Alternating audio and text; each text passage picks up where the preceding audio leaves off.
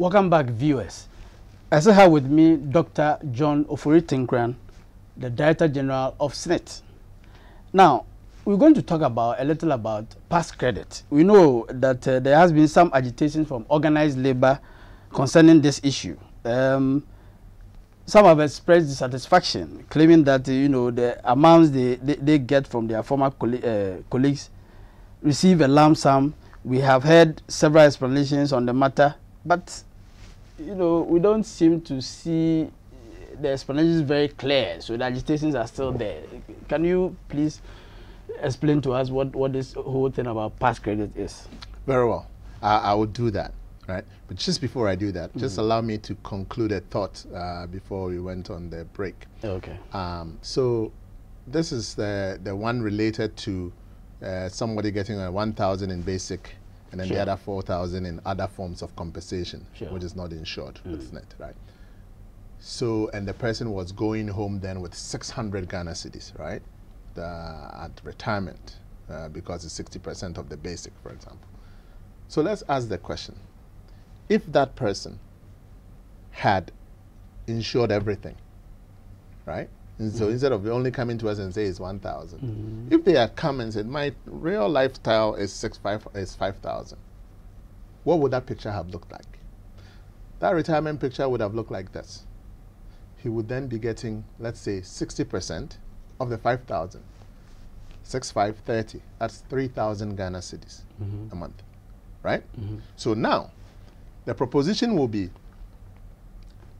instead of the wahala going in and out, taking transport, going to work, blah, blah, blah, and getting 5,000 Ghana cedis, why don't you go sit at home and relax? At the end of every month, you will get 3,000 Ghana cedis, right? That's a much better proposition, right? Sure. Than go home and relax and you get 600 Ghana cedis. So that's why people would say they don't want to go on pension. But it's because we have a good structure within which they can fit, but they did not take advantage of that structure. So the long and short is that I think that employers and employees, when they're talking about compensation, they have to factor into it the implications of that compensation structure on pension.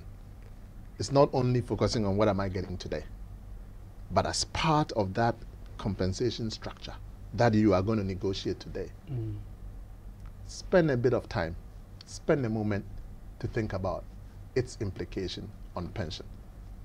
I think that's a point I want to carry.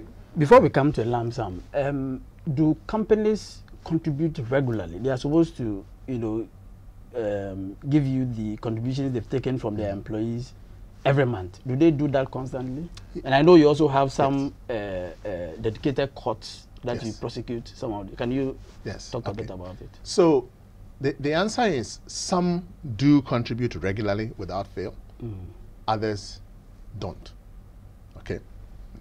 So the law allows us, because we are here to protect the Ghanaian worker, the law is generous enough to us and gives us the mandate to enforce compliance, to basically go to the companies and force them to make those contributions. And if they don't pay on time, the law asks us to even add some punitive damages onto it. First of all, they are supposed to pay interest, right?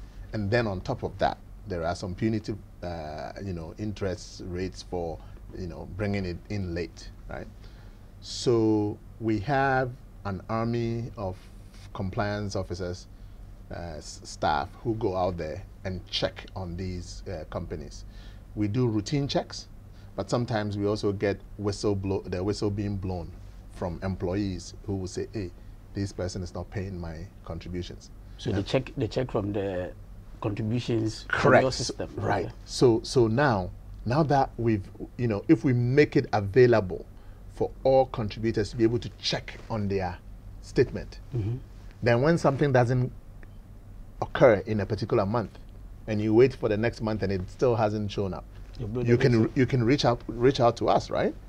And say, hey, I'm still working. It's not that I have stopped work, because it could be that you've stopped work and that's why the contribution didn't come in. But if you are still working and it's not showing up, you will let us know.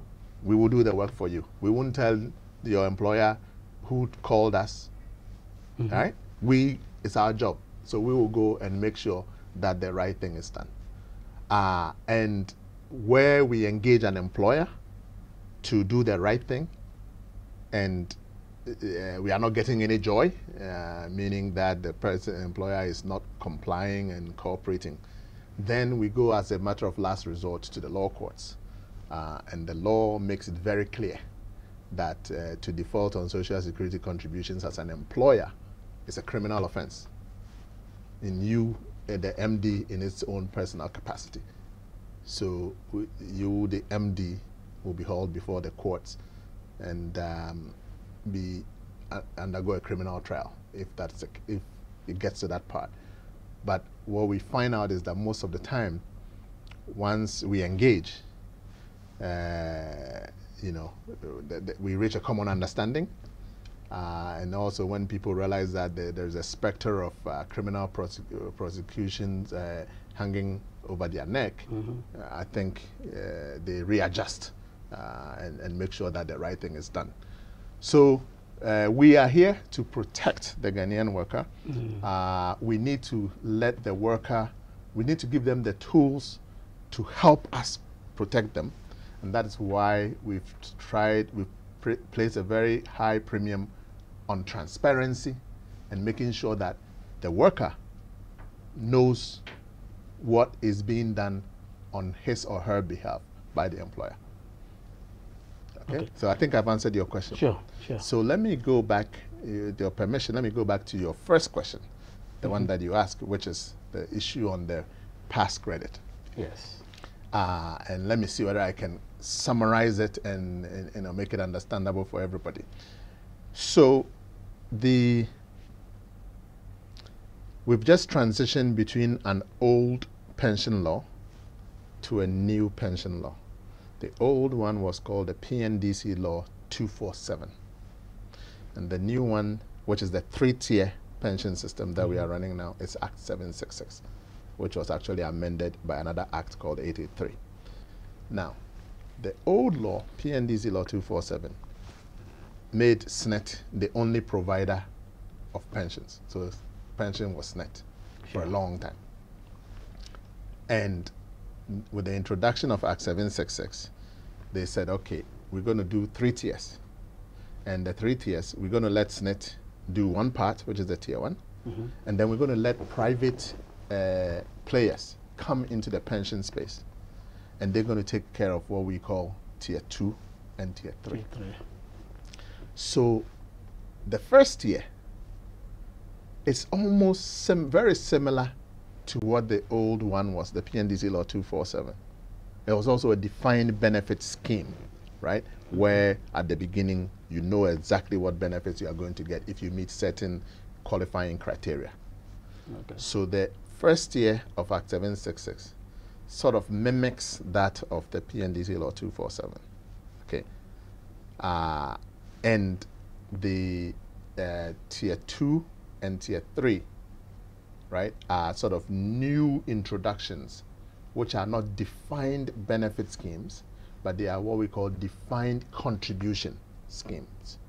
So what is a defined contribution scheme? Unlike defined benefit, where at the beginning you know exactly what you are going to get because the benefits are defined. If you meet this criteria, rain or shine, this is what you're going to get, right? Unlike that, the defined contribution scheme says that what you are going to put in, you are only going to get that with interest. Okay? So it is what you put in, it's going to go in your name, and it's going to be invested solely for you, right? When you say what is in your name, that means what was what was contributed on your behalf. Okay. It's going to be invested solely for you, okay, right? And depending on how well your fund manager does, right? Whatever returns he gets on it, that is what is going to be passed on to you. Okay. You see, so if your fund manager does really well, of course, it's good for you. If your fund manager doesn't do well, it's not so good for you. But on the first one, which is the defined benefit, whether the fund manager does well or not, you are entitled as the SSNIT one, right? Okay. So that's the tier 2, and then there's the tier 3. The tier 2 says that it takes 5% of your salary, your basic salary. And then the tier 3, you can contribute an additional 16.5%, right? Tax-free, and put it away for, your pension, okay? As it's in a manner similar to the tier 2. The tier 2 is compulsory, right? The tier 2 is compulsory, but the tier 3 is not. Okay, it's voluntary. So now let me come to the substantive thing. So in PNDC Law 247, when you went on pension, you had the option of taking 25% of your pension, which means your future monthly payments that are going to be paid to you until the good Lord calls you. Mm-hmm.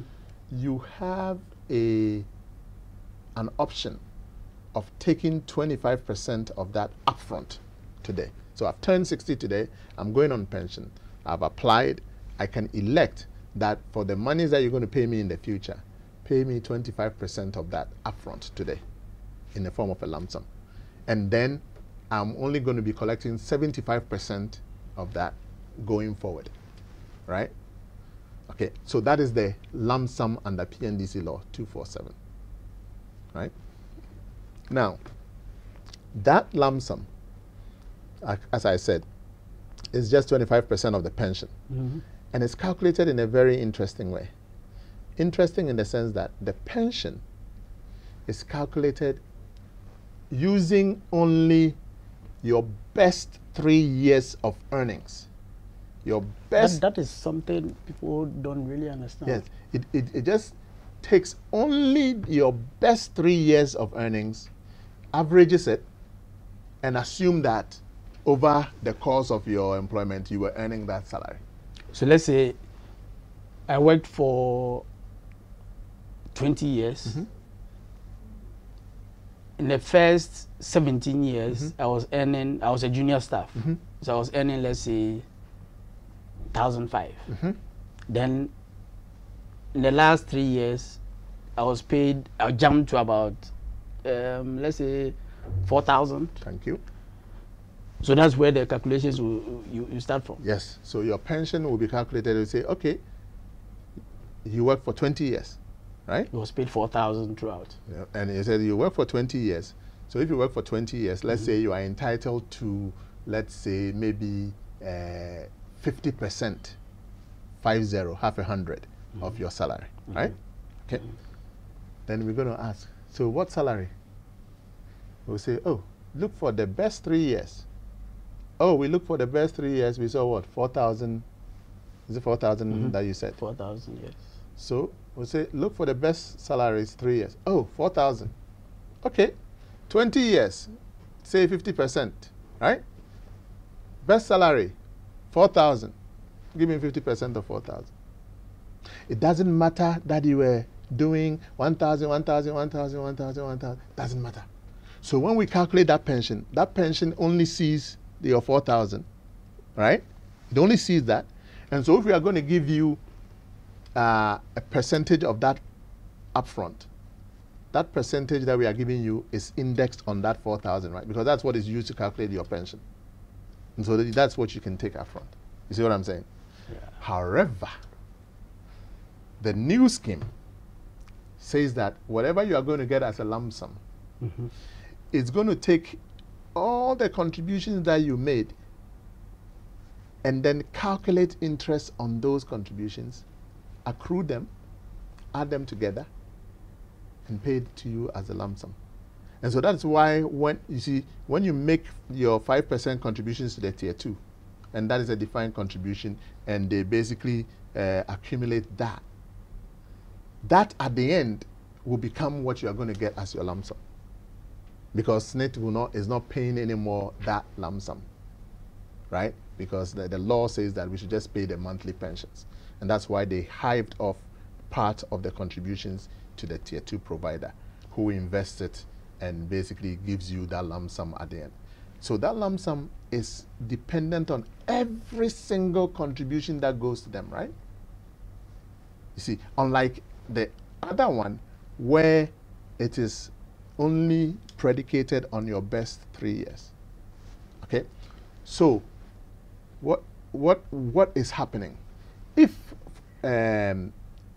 let's say from the day the law came into effect, which is January 2010, you had not contributed to SSNIT before, you were not a SSNIT contributor, you joined the pension scheme. From that day forward, all your lump sum contributions, which is the tier 2, that 5%, goes to your tier 2 manager, right? And then your 11% stays with SSNIT, okay? And so when you go on pension, SSNIT will pay based on that 11%, and that's monthly pensions. And then your tier 2 manager will pay, you will take all the accumulated 5% and give it to you as a lump sum, right? So 2 clear, distinct things. You go to your tier 2 manager for your lump sum, you come to SSNIT for your monthly pensions, if you started in 1st January 2010, right? So what happens if you are a SSNIT contributor before 1st January 2010? You meaning you were part of the contribution, the old law, and then all of a sudden, come January 2010, they say, now we're going to bifurcate tier 2, regular pensions, right? So if you were part of the old law, meaning people who were retired under the old law up until last year, they got part of their lump sum. They got their lump sum paid by SSNIT, right? The people who retired last year. But then let's say that you are retiring 1 year after, right? So that means majority of your contributions, a lot of it stayed with SSNIT, right? Before the law, before 2010. So everything that you contributed before 2010, which was in respect of what would have been paid as lump sum, stayed with SSNIT. And then it's only after 2010 that part of the prospective contributions went to the tier 2 fund manager, right? So now, when you are going on pension, you go to the tier 2 fund manager to get what you've been giving them since 2010, right? And then you come to SSNIT to get what you had been giving us in respect of the lump sum prior to 2010. You get me now? So there is some amount of money that you gave to SSNIT prior to 2010, which was sort of synonymous to maybe the 5% that was going to your tier 2, right? Which is not going to be factored in when we are calculating your monthly pensions. So we have to refund that to you as a lump sum. And as you have explained to you, that lump sum depends on every single contribution that you made. Unlike the first one where I said it doesn't matter what it was, you went on pension in the last 3 years and that's what it is. So what has then happened is that there are some retirees who, when they retire today, and they have a colleague, let's say, who retired last year, because depending on the nature of their contributions. So, for example, because the one who retired last year, under the old law, we just look at your best 3 years and calculate your lump sum on the basis of that. If we come and we say that, okay, for you, because you are retiring this year on the other side of the law, we're going to look at every single contribution that you made and accumulate it with interest, right? You may find out that the 2 numbers that you get may be different because it's calculated differently, okay? Some may be higher than others. There are people who are, in terms of lump sum, because of their contribution profile, are better off under the old law than under the new law, and vice versa. There are people who are better off under the new law than the old law because of the profile of the contributions and the nature, the way the thing is calculated. So what then happened is that I think there are workers, who, when they retire under the new law and find out that this is what they are going to get as a lump sum, which is what they got from their tier 2, plus what they will get with SSNIT, with the respect of the lump sum, which we call the past credit. It's past credit is because it's before 2010, past, and there's a credit in their name. Okay? That's what they call the past credit. When you add that to the tier 2, some find out that their number is smaller than, let's say, their colleague who retired last year completely under the old law. And so for that difference, they're saying, okay, they are being shortchanged, right? Okay. But the converse is also true. There are people who have higher. Okay, it goes both ways. Now, so it is that lump sum difference that Labour was focused on, and saying that, well, the law should not make anybody worse off. And so to the extent that the reform is supposed to make people better off, then people should get at least the same lump sum. Okay? And that is, we deliberated on it, and, SSNIT's position was, look, this is the law, and we are here just to implement the law, right? So they brought in the presidency, because there's a National Pensions Act, and His Excellency the President, in his wisdom, decided that, committees should be put together, and then to the extent that there are people whose lump sums are, smaller under the new law, right, in this transition period, that the government will find a way to plug the hole, so to speak, or top it up. But having said that, the concept of the new law improving pensions, that concept was well thought out, and it's actually well executed, in the sense that if you look at what a pensioner will get under the new law over his or her lifetime, all right, and you calculate that value and you compare it to what a pensioner was getting under the old law over the entire lifetime, and you compare the value, you find out that the lifetime benefits under the new law is higher than the lifetime benefits under the old law. So the idea or the wish to improve pensions with the reform, that has been satisfied. Okay. It is just this idiosyncratic lump sum thing within the transition period. So how many were affected? Oh, I think, see, it's, let's say that every year, approximately, maybe, we have about maybe 16,000 people going on pension. Okay. Okay. Okay. So just keep the numbers round.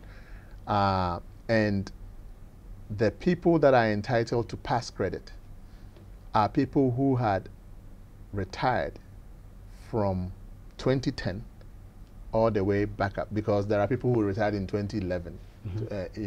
And the law the law also made it optional for people to opt as to which pension scheme they want to be on until 2020, when everybody will have to switch.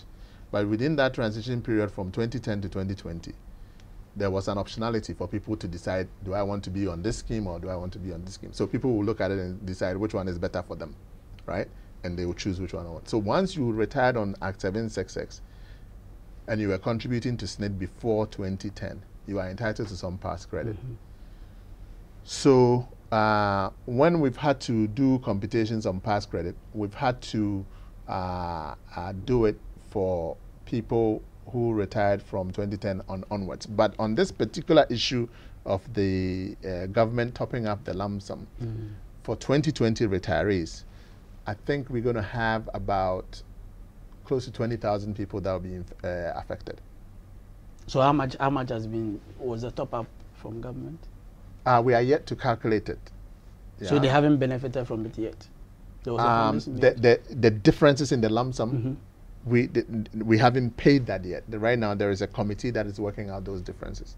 Okay. So when do you think they will be paid? Oh, I think that basically within the next month or month and a half, at least the calculations will be made, and then I think payment latest maybe during the first quarter of the new year they'll be paid.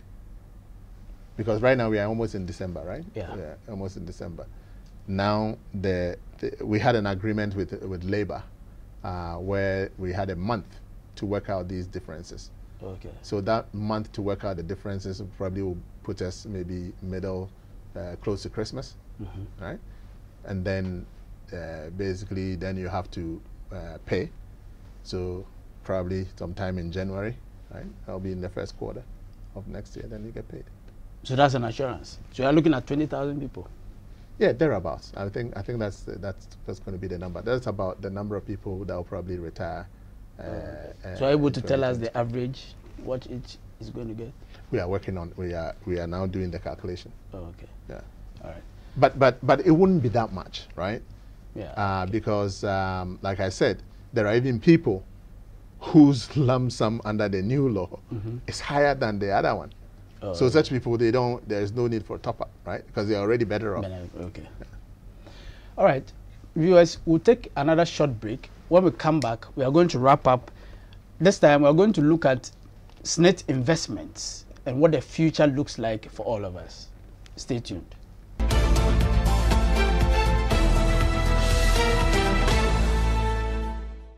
Have you thought of having access to your news at any time and anywhere? Graphic Communication is giving you the opportunity to have news not only in hard copy but also in a digital form. Yes, you can have access to news at all times and even before they reach the newsstands. Simply download the Graphic News Plus from Google Play Store on your Android and App Store on your iOS device and get your digital news from your favorite daily graphic, Graphic Business, The Mirror, Graphic Showbiz, Junior Graphic, and Graphic Sports.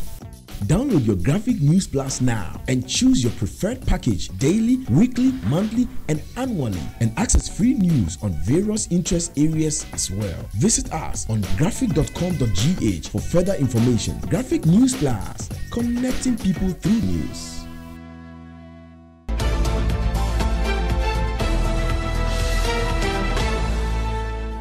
Welcome back, viewers. I'm still with Dr. John Ofori-Tinkrah, the Director General of SSNIT. My final wrap is about SSNIT investments. Doc, we know that if you don't, SSNIT doesn't invest well, you don't put the, the contribution of what do you call it, pensioners in the right investments, it will affect the what they get, or maybe the survival of the fund. Can you walk us through a bit of some of what you've invested in, how they are performing and all? Okay. Thank you very much.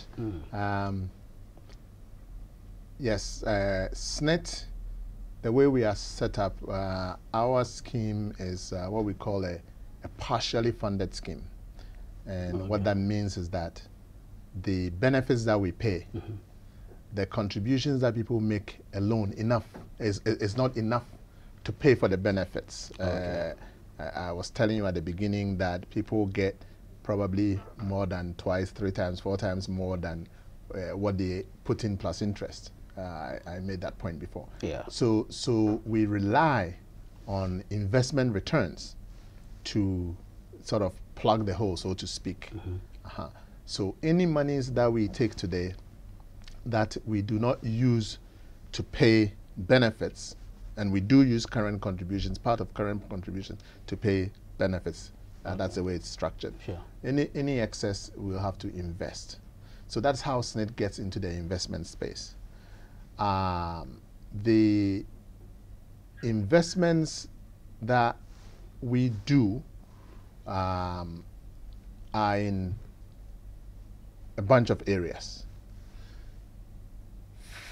For a fund such as ours that will need liquidity in short periods of time, we have to have some of our investments in bonds, what we call it fixed income. And the fixed income, you actually have to get it with a fixed income instrument is sort of like an IOU. You give somebody money and they promise to pay you back at a later date with interest. And you want to make sure that the person is credit worthy. So we'd like to focus a lot on government bonds, okay, because the government will be there to pay. Then we have some investments in the stock market, in the equities market, where we own shares of companies. Okay, and then we have some investments in what we call the alternative investments, which is sort of, when we talk about that, the thing that comes into mind for most people is real estate. So when you look around and you ask people what are SSNIT investments, I think a lot of people will point to real estate, because we own commercial buildings, and sometimes we do some of these residential buildings that people purchase and stay in. So that's how we end up in the investment space. I would say that in general, like every investment portfolio, there are good ones that do well, and there are ones that don't do so well. And ours is no exception. I'll say that for example, in 2017, when the stock market was very buoyant, and I think it got buoyant because there was a lot of monies that were moved into the various pension schemes. The government came and funded all these, paid all these arrears to the private pension funds, the tier 2 funds. And so I think a lot of money went into the stock market and made it very buoyant. And so we did fairly well in the equities market. But then, come 2018, with the recapitalization of banks, clean up in the financial sector, a lot of banks, instead of paying dividends, they had to plow back those dividends to meet the minimum capital requirement. And for a fund like us, because we are so big, it's very difficult for us to go and sell stocks in the stock market, because you are the market. Who do you sell to? Once you start selling, everything comes down. The price moves against you. So we call it that. We don't have that much liquidity. So we rely on a lot of dividends. That's how we get returns on our investments, when they pay us dividends, right? So a lot of banks in 2018 did not pay dividends, right? Because the monies were plowed back into the businesses. So 2018, our equity investments, have not done, that well. But that's expected. The market in general is been down. Now, the real estate sector is where we have quite a few challenges. We have a lot of work in progress, as we call it. We inherited a lot of real estate projects that were at various stages of completion. And we have some high-end real estate, and then we have some real estate that is also high-end. That's what we call the affordable housing. The market in real estate has generally been soft in the past, few years, and kept asset prices a little bit depressed. So the ones that we've completed, which was the Borteman affordable housing, and then the one we just inaugurated in Kumasi, which is the Asokore Mampong, which was named after her, His Royal Majesty Osei-Tutu. Those have been completed, and we are selling those. The pricing of those is such that we are not really making that much of a profit on that, but we need to let those go so that we can get liquidity and redeploy. The others, which are the high-end stuff, there's one across from 37 Military Hospital, and then we have one in Donkuna, and then we have some in Sakumono, and so on and so forth. Those are now being completed. and so we haven't gotten to the point where we will be selling them yet. Now, having said that, you see, because the market is a bit depressed, one of the things you always have to make sure is that you are getting value for money. Okay. And so when you get into these projects and you look at your prospects for sales and they don't look that good, then you have to look at how you cut costs to be able to reduce your cost so that maybe your profit margin is maintained or maybe increased. So since I came into office, we've had to do a lot of audit on a lot of these ongoing projects and negotiate with contractors to basically modify the execution plan so that we can save on some cost to make the project a little bit more profitable. And I can say that since we started that exercise over the 3.5 years, we've saved well in excess of about 200 million Ghana cedis in renegotiation and readjusting and reducing our cost base for both investment costs and even some of our service providers. So that's for the housing sector? For the housing sector. And some other, areas related to, our costs for running SSNIT, even in the ICT sector. Okay. We've had to renegotiate certain contracts to make it a little bit more sustainable for us. So in general, I think the short answer to your question is that, yes, we are in the investment space. Like every portfolio, some are doing well, some are not.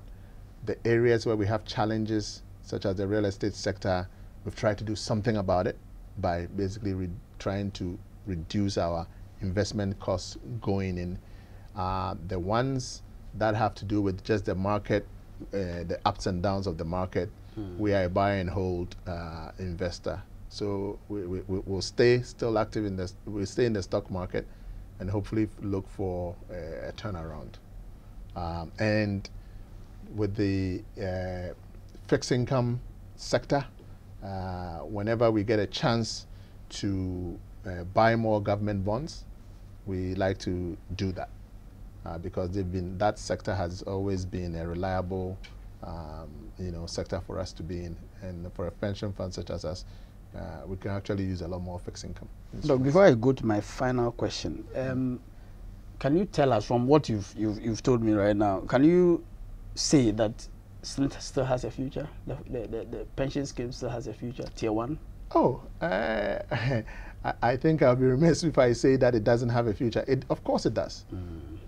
It serves a very important purpose, right? And that one is no doubt, like I said, over 220,000 people and their families rely on us every month.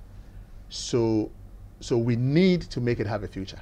It does have a future, but we need to make it have even a brighter future, right? So for me,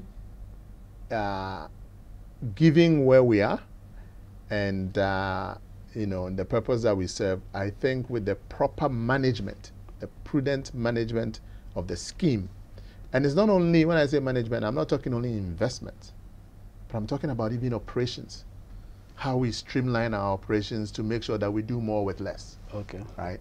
With all of that and retooling and refocusing of our strategies to serve our members and clients, give them value so that other people can be attracted to come and join us, that they will find the scheme attractive enough to join. I think there is a lot more that we can do going forward because like right now we have only about 1.6 million people active on our scheme. But that's out of a total workforce of about maybe 15 or 16 million. So we're talking only about 10% of the eligible people who can get on the scheme who are on the scheme, right? So we got a lot to do to grow the fund, to grow the scheme.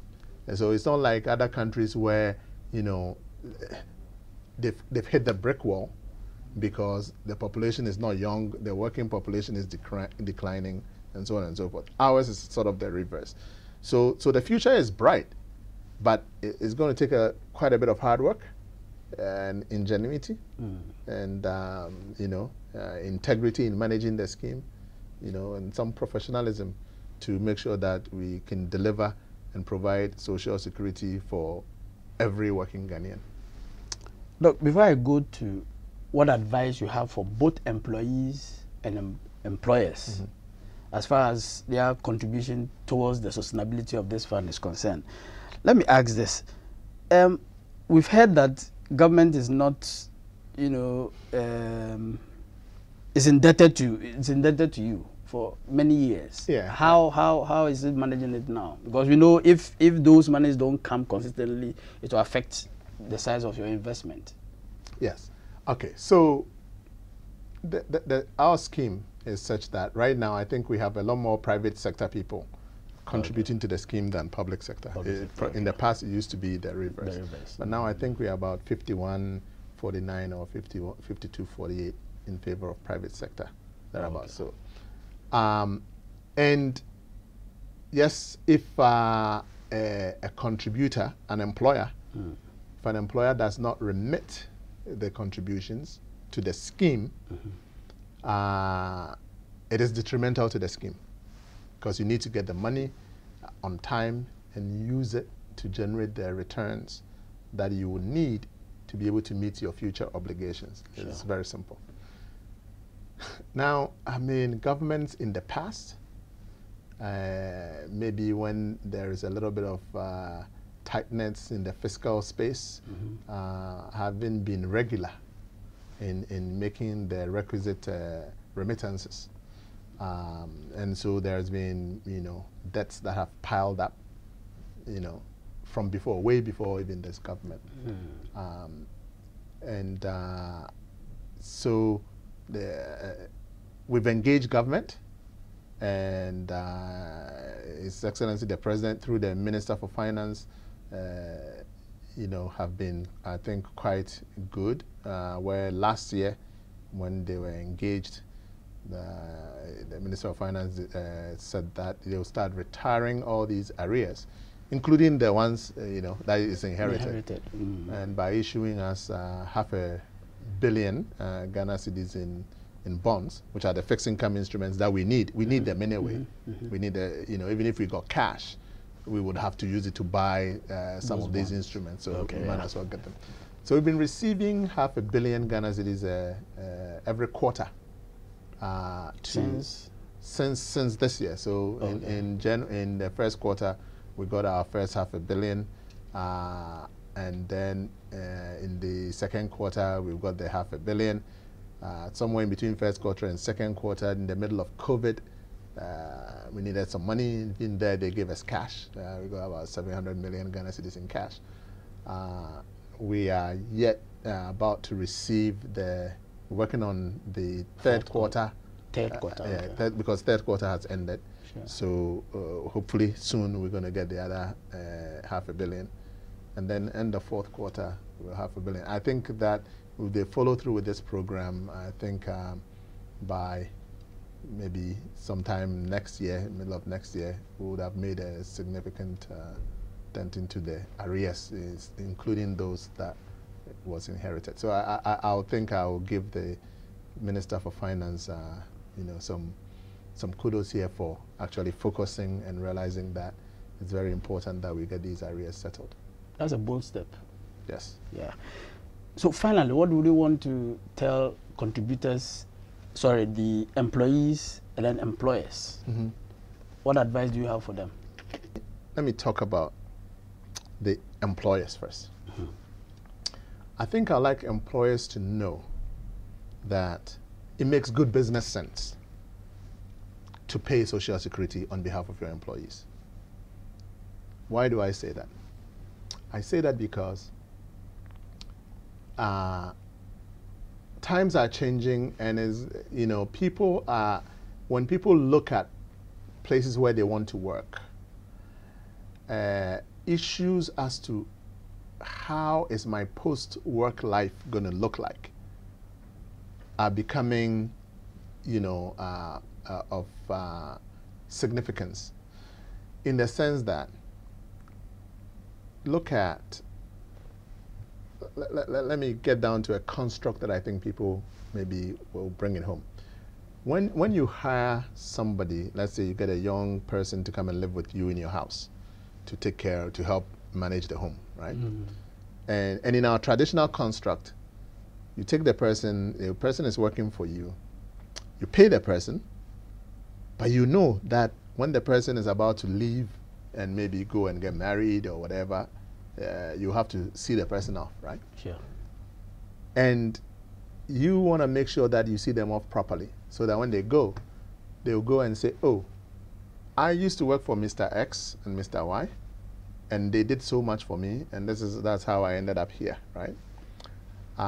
If you don't do that, and let's say that you don't really take care of this person, and when they leave, and their life becomes a bit, wretched, they'll point back to you and say, oh, I went and lived with him, and this is all that they could do for me, right? So when, in the same way, and because of that, what you do is you put certain things aside. When you are paying them, you actually put some money aside, and you say, oh, okay, when the person is about to leave, then I'm going to use it to either get them to get a trade or something, buy a sewing machine, or that. You put some of their income aside, okay? In the same way, it is in that same spirit that employers are asked to match the funds of employees. Because when those employees retire and their lives are, and they don't become destitute, or they live a fairly decent life. When they are talking to their young people, they will say, oh, I used to work for ABC company, and there I got a good retirement. It makes good business sense. You get good PR, and people would want to come and work with your institution. Okay, so so there is something in it for the employer. It's not just I'm just paying all this away and it's adding to my cost. And they are lucky that they have an institution set up by statute with the full backing of the government to take that obligation away from them. All they have to do is just to do the remittance and forget about it, and then we take care of the rest. Now, to the employee, you have to realize that you're never going to remain young as you are. And every day that goes by that you get up and go to work, it's one less day that you're going to have to work. Because at one day, all that is going to stop. And when that stops, you need income to continue to live, right? And it is important then that you put some of this money aside for that purpose, solely for that purpose. Not something that you are going to be coming to be drawing on whilst you are working because you had some hardship, so I want to use it now and spend it. Remember, that future retirement is going to come. It is as certain as the sun will rise tomorrow. That day of retirement is going to come. So you need to make sure that you are actually ensuring the lifestyle that you want to have, the lifestyle that you are having now, that you are living on. You've got to ensure that lifestyle. How do you ensure that lifestyle? It is the lifestyle that has to deal with the occupation that you are in, your occupational income. That SSNIT is there to ensure for you. Sure. So, what that means is that make sure, have a conversation with your employer that whatever work-related income that you are getting, not only from the one that is employing you formally, but maybe if you even have another business, in one capacity you are self-employed, and you are deriving income from there as part of your total emolument, please declare all of that to SSNIT. So with the one where you are self-employed, and then up that one you have control, so you can come and declare it to SSNIT and you can ensure those salaries. The ones that you have with your employer, sit down with your employer, have a conversation about retirement, right? And as I said, in this one we are lucky because the roadmap is there. You know exactly what you're going to get at the end. So have a conversation with your employer and say, okay, all these monies that you are paying me outside basic, is there a way we can bring it into the basic? They'll ask you why. It is because that is what is going to determine what I get when I go on retirement. Have that conversation. And I think that once labor and employers start having that conversation, the retirement benefits payable to employers to employees will improve, and I think people will actually look forward in this country. That day will come where they will look forward to going on retirement than trying to want to stay at work for so long, even when they are past the age of 60. So the SSNIT, in total, the SSNIT scheme is there to serve this purpose, to provide this vehicle for both employees and employers to ensure the future income of employees. There is something in it for employers because it is good, it makes good business sense, it's good PR for your company, all right?